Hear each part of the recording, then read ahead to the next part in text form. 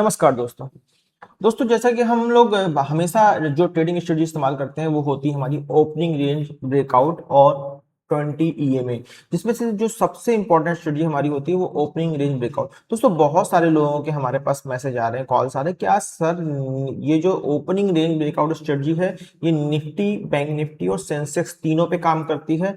तो दोस्तों हाँ बिल्कुल, ये तीनों पे काम करती है और आज हम तीनों पर एक दिन का बैक टेस्ट करने वाले हैं और उसके बाद आप इसको बैक टेस्ट कीजिएगा एटलीस्ट 3 महीने का और फिर आप मुझे रिजल्ट बताइए। किसी तरह कोई कंफ्यूजन हो तो आप मुझे सोशल मीडिया के माध्यम से कांटेक्ट कर सकते हैं। तो दोस्तों यहाँ पर हम फिर बात करते हैं एक बार कि भाई हमारी स्ट्रेटजी क्या होने वाली है। तो दोस्तों चलते हैं सीधे, सबसे पहले हम निफ्टी 50 की बात कर ले। दोस्तों हम ओपनिंग रेंज ब्रेकआउट स्ट्रेटजी में क्या करते हैं, हम 15 मिनट का ओपनिंग रेंज ब्रेकआउट मार्क करते हैं। कैसे मार्क करते हैं?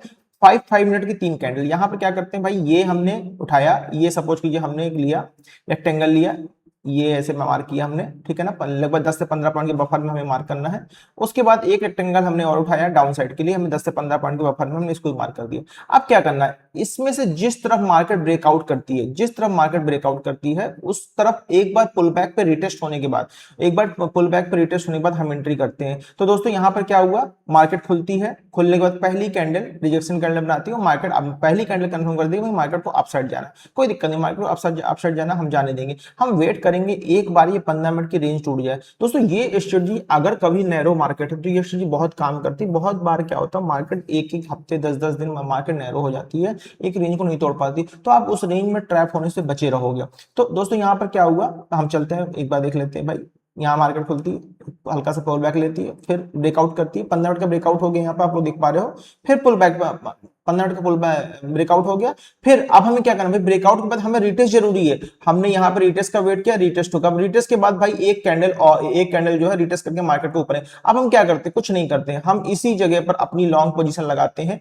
लॉन्ग पोजीशन यहां पर हमने लॉन्ग पोजीशन मार के, स्टॉप लॉस हमारा क्या होगा, इसी स्विंग लो के नीचे होगा, या अगर एसएल बहुत बड़ा है तो हम उसको एटलीस्ट 20% तक रिड्यूस कर लेते हैं। तो यहां पर दोस्तों जब हमने मार्क किया, हमने एसएल लगाया, टारगेट लगाया, आप लोग देख पा रहे हैं दोस्तों बिल्कुल 1:2 के आसपास का हमारा टारगेट आ गया। कितने बजे टारगेट आ गया, 2:55। पूरा दिन मार्केट साइडवेज थी, 2:55। अच्छा बहुत सारे लोग हम यहाँ पे बोलेंगे कि सर यहाँ पर तो बहुत ज्यादा इतनी देर में तो प्रीमियम डिके। दोस्तों प्रीमियम डिके होगा, प्रीमियम डिके तब सबसे ज्यादा होता है जब आप ओटीएम बैठते हो। अगर आप इन द मनी में बैठ के काम करने की कोशिश करोगे तो आपका प्रीमियम डिके नहीं होगा और आपको टारगेट भी बहुत आसानी से मिलेगा। ये तो मैंने आपको निफ्टी बैक टेस्ट करा दिया, ठीक है ना। अभी इसी चीज को मैं आपको बैंक निफ्टी बैक टेस्ट कराता हूँ, क्या ये चीज काम करती नहीं कर। और ये तीनों को बैक टेस्ट करने के बाद एक ऐसी ट्रिक आपको बताने वाला हूं कि भाई आपको बार बार अपने तरीके से ये लेवल्स नहीं मार्क करने पड़ेंगे, मतलब ओपनिंग रेंज ब्रेकआउट मार्क नहीं करना पड़ेगा, ठीक है ना। तो ये तो दोस्तों निफ्टी का हो गया, चलते बैंक निफ्टी पे। बैंक निफ्टी पे हम आ गए, ठीक है ना, बैंक निफ्टी लगा लिया। बैंक निफ्टी में भी देखिए हम सेम स्ट्रेटजी इस्तेमाल करते हैं। हम क्या करते हैं, हम सबसे पहले एक रेक्टेंगल लेते हैं। रेक्टेंगल लेके हम क्या करते हैं, करीब बैंक निफ्टी के लिए 25 से 40 पॉइंट तक का हम बफर मार्क कर लेते हैं। सपोज कीजिए हमने मार्क कर लिया यहाँ पर 25 से 40 पॉइंट का, ये कितना एरिया है, 156 पॉइंट का, 200 के आसपास हमने इसको, 156 पॉइंट का है एरिया, 200 के आसपास हमने इसको मार्क कर लिया, ठीक है ना। ये हमने हाई मार्क कर लिया और उसके बाद हमने एज इट इज यहाँ पर लो मार्क आपको दिख ही रहा है हालांकि, ठीक है ना। अब यहाँ पर दोस्तों क्या करेंगे, यहाँ पे देखिए मार्केट क्या करती है भाई, पहली कैंडल रेड बनाती है, उसके बाद मार्केट नीचे आती है, नीचे आती है, इस लेवल से रिजेक्शन लेती है। रिजेक्शन लेने के बाद दोस्तों क्या करते हैं, यहाँ पे सीधा सा काम करते हैं भाई। रिजेक्शन लेने के बाद मार्केट क्या करती है, मार्केट ऊपर की तरफ निकलती है। मार्केट जब देखिए हमारे ये जो रेंज है बहुत ज्यादा वाइड रेंज नहीं, नैरो रेंज है, लगभग 200-250 पॉइंट की रेंज बैंक निफ्टी में नैरो रेंज कहलाती है, ठीक है ना। तो यहाँ पर क्या हुआ, मार्केट ने इस जगह पे ब्रेकआउट किया, बिल्कुल आपको दिख रहा है ब्रेकआउट हो गया।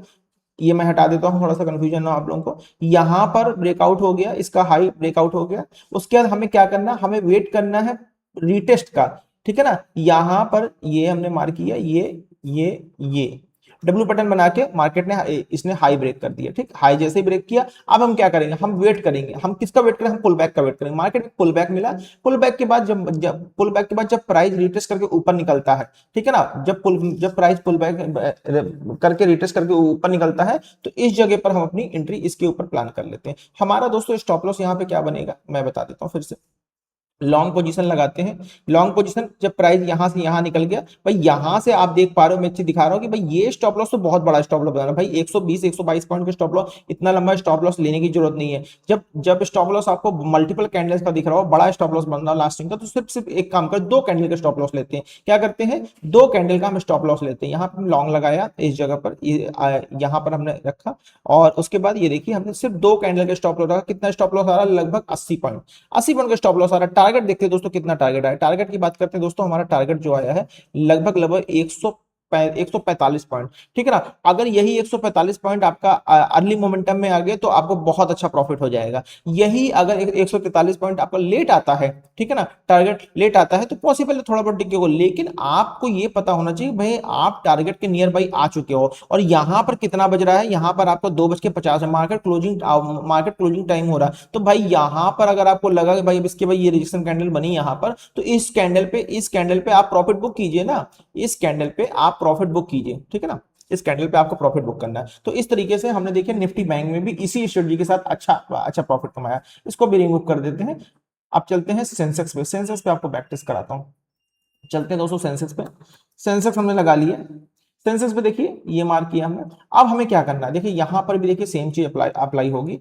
हमने क्या किया, कुछ नहीं, हमने ये हाई मार्क किया, ओपनिंग रेंज हाई मार्क किया हमने, ठीक है ना। उसके बाद लो आपको दिख ही रहा है, लगभग लो है, लो से नहीं गई, लो तक नहीं गई, तो हम लो की तरफ नहीं जाए। अब यहाँ पर दोस्तों क्या देख रहे हो, अभी ये हमने मार्क कर लिया। अभी क्या देख रहे हो, यहाँ पर भी सेम सिचुएशन हो रही है। ये मार्केट खुलती है, रिजेक्शन लेती है, रिवर्स होती है, देन पुल बैक लेके फिर यहाँ पर आप देख पा रहे हो, इस जगह पे आपको देख रहे हो, इसके ऊपर हमको क्लोजिंग मिल गई, इस हाई के ऊपर हमको क्लोजिंग मिल गई ना। अब हमें क्या करना है, इसका इसका पुल बैक और रिटेस्ट देखना है। ये देखिए यहाँ पर रिटेस्ट भी हो गया। अब जैसे ही दोस्तों यहाँ पर रिटेस्ट होता है, इस जगह पे जैसे ही रिटेस्ट होता है, ये रिटेस्ट होने के बाद देखिए स्टॉप लॉस आप कितना, दो कैंडल मैंने स्टॉप लॉस बोला ना, 130 पॉइंट का स्टॉप लॉस आपको बनना। टारगेट देखते कितना टारगेट आया है, टारगेट आपका आया है 190 पॉइंट, और 190 पॉइंट के आसपास मार्केट बंद हो रही है। 2:50 2:50 3 बज के आसपास एनी हाउ हम मार्केट को छोड़ना होता है। तो यहाँ पर दोस्तों अगर हम निकल रहे होते तो हम यहाँ पर भी अच्छे खासे पॉइंट्स लेकर निकलते। तो दोस्तों इस तरीके से ये जो ओपनिंग रेंज ब्रेकआउट स्ट्रेटजी है, ये हर सेटअप हर इंडेक्स पे काम करती है, किसी भी इंडेक्स पे आप लगा लो, हमेशा काम करती है। और इसको दोस्तों इस्तेमाल करने में, इस स्ट्रेटजी में कभी भी आपको ये होगा कि भाई आपके अंदर एक इंतजार करने की कैपेसिटी, सपोज कीजिए मार्केट इस रेंज को ब्रेकआउट ही नहीं करती, इस रेंज के ऊपर क्लोज ही नहीं करती, आप पूरा दिन मार्केट अगर इसी रेंज में घूमती रहती, तो आपको सबसे बड़ा फायदा ये होता कि भाई आपके ट्रेड ही नहीं बनते। अच्छा, मैंने अभी स्टार्टिंग में बोला था, मैं आपको लास्ट में एक ऐसा सेटअप बताने वाला हूँ कि जो आपको opening range breakout, opening range high low वगैरह ऐसे कुछ मार्क करने की जरूरत नहीं पड़ेगी। कुछ नहीं करते, हम चलते हैं एक इंडिकेटर सेक्शन में चलते हैं। यहाँ पर डालते हैं हम ओआरबी। यहाँ पर जैसे ही ओआरबी डालते, ओपनिंग रेंज ब्रेकआउट, ठीक है ना। तो यहाँ पर अगर ओआरबी डाला हमने, ओपनिंग रेंज ब्रेकआउट, यहाँ पर देख पा रहे हो, ये आपको ओपनिंग रेंज ब्रेकआउट का इंडिकेटर दिख रहा है। इस पर क्लिक करना है आपको। जैसे आप इस पे क्लिक करते हो तो यहाँ पर क्या दिख रहा है, यहाँ पर देखिए सेटिंग में चलते हैं, ओआरबी 5 मिनट नाउ सेटिंग में चलते हैं।